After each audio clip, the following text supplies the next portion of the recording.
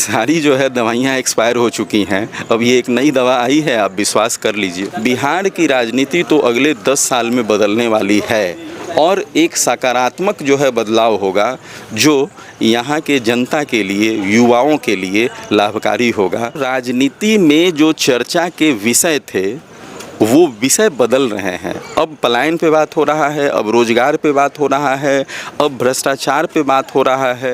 नमस्कार, मैं संजना, आप देख रहे हैं बिहार तेज खबर। आज हमारे साथ पटना हाई कोर्ट के वकील रजनीकांत सर मौजूद है। आइए उनसे थोड़ी बातचीत करते हैं। सर, प्रशांत किशोर जी जिस व्यवस्था परिवर्तन की बात करते हैं, आखिर वो क्या है?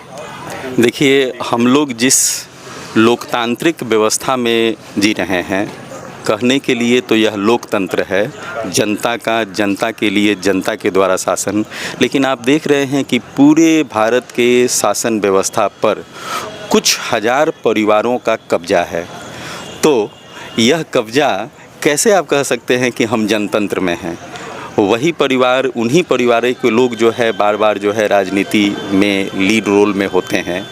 तो जनता का, जनता के लिए तो नए नए लोगों को जो है आना चाहिए जो है, और ऐसे नए लोगों को लाने के लिए जो कि पहले हिम्मत नहीं करते थे कि मेरे पास पैसा नहीं है, मेरे पास साधन नहीं है, हम कैसे चुनाव लड़ेंगे, उन सब लोगों को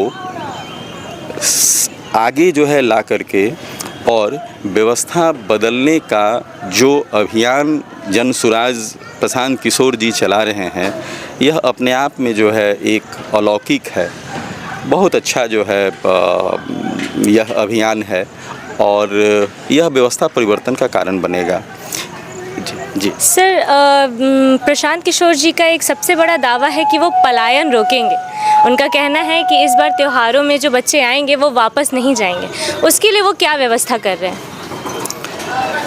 प्रशांत किशोर जी जब यह कह रहे हैं तो उसके पीछे उनका पूरा एक अध्ययन है, अर्थशास्त्रियों का, समाजशास्त्रियों का पूरा बजट का प्लान है, और वो यूनाइटेड नेशन से और विभिन्न तरह की संस्थाओं से जुड़े रहे हैं। तो प्रॉपर एक प्लानिंग है, तब वो इस बात को कह रहे हैं। पलायन को रोकना जो है कोई बहुत बड़ी बात नहीं है। आखिर यहाँ से जो बच्चे बाहर जाते हैं उन्हें मिलता क्या है? सिक्योरिटी गार्ड का नौकरी, कोई प्यून वगैरह का नौकरी, छोटा मोटा जो है लेबर का काम। बिहार से पलायित बच्चों में 90% वो लोग हैं जो स्किल लेबर नहीं हैं।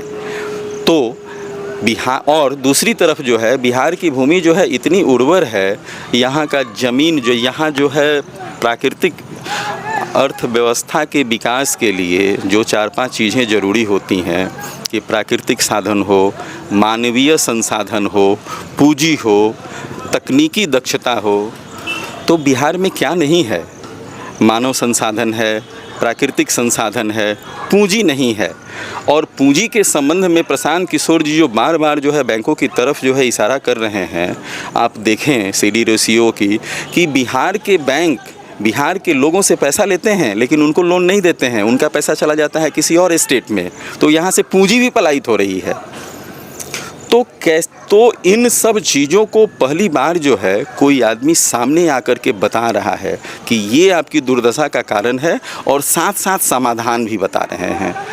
तो जो प्लान ऑफ एक्शन है, जो वो एक एक पंचायत के डेवलपमेंट की योजना जो वो बना रहे हैं, उसको एक्सिक्यूट करने पे नो डाउट जो है व्यवस्था परिवर्तन होगा और उससे पलायन रुकेगी, रोजगार का सृजन होगा। सर, एक आखिरी सवाल, जनता का सवाल है कि हर बार जनता विश्वास करती है क्योंकि हर पार्टियां ये दावे करती है, तो इस बार कैसे विश्वास करें? देखिए, चूँकि मैं किसी राजनीतिक दल से जुड़ा नहीं हूँ, एक जनता का प्रतिनिधि आप मुझे समझें। इसका जवाब प्रशांत किशोर जी खुद ही देते हैं कि सारी जो है दवाइयाँ एक्सपायर हो चुकी हैं, अब ये एक नई दवा आई है, आप विश्वास कर लीजिए। एक दूसरे जो है इनके अभियान के बाद क्या हुआ, इन बातों की तरफ जो है मैं आपका ध्यान जो है दिलाना चाहता हूँ कि आप देखें कि पदयात्राओं का दौर शुरू हो गया है। पलायन के ऊपर बात दूसरे दल भी बात कर रहे हैं। तो राजनीति में जो चर्चा के विषय थे वो विषय बदल रहे हैं। अब पलायन पे बात हो रहा है, अब रोजगार पे बात हो रहा है, अब भ्रष्टाचार पे बात हो रहा है। तो जब इस पे बात होगा और जनता का मांग वो बदल रहे हैं, वो कह रहे हैं तुम जात के नाम पे वोट मत दो, तुम स्वार्थी बनो, अपने बच्चे के नौकरी के लिए जो है कहो कि हम बच्चों को रोज़गार चाहिए, इस नाम पर वोट दो, अपने बच्चों की खुद चिंता करो।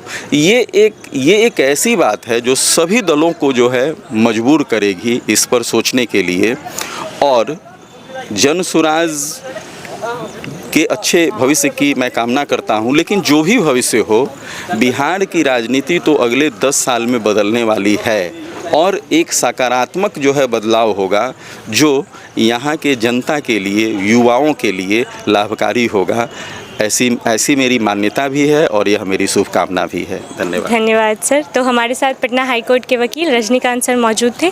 आप उनकी बातों से कितना सहमत है, आप अपनी राय हमें कमेंट सेक्शन में ज़रूर दें। आज के लिए इतना ही, धन्यवाद।